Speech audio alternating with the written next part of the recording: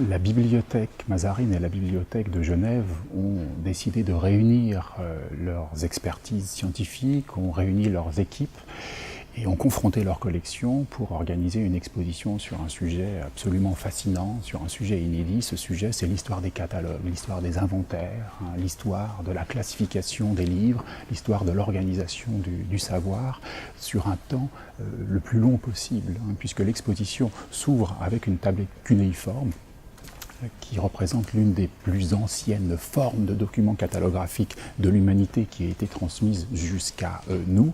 Et les problématiques les plus contemporaines, le terme de ce fil chronologique est représenté par le nuage, non plus l'argile, mais le nuage, c'est-à-dire le cloud, les dispositifs d'hébergement et de diffusion de l'information sur les livres qui sont aujourd'hui au cœur des problématiques de nos bibliothèques et qui assurent la présence de nos fonds, et y compris des éléments les plus anciens, les plus précieux et les plus patrimoniaux de nos fonds dans le web de données. Pourquoi une exposition sur les catalogues de bibliothèques?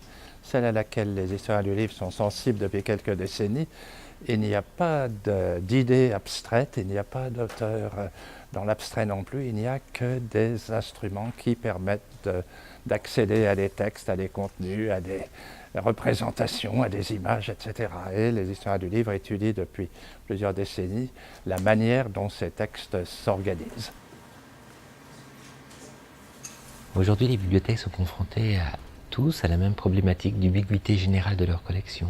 À la fois, nous gérons des millions de documents physiques, des dizaines de millions de documents numériques. Et comment orienter nos lecteurs maintenant dans cette masse énorme?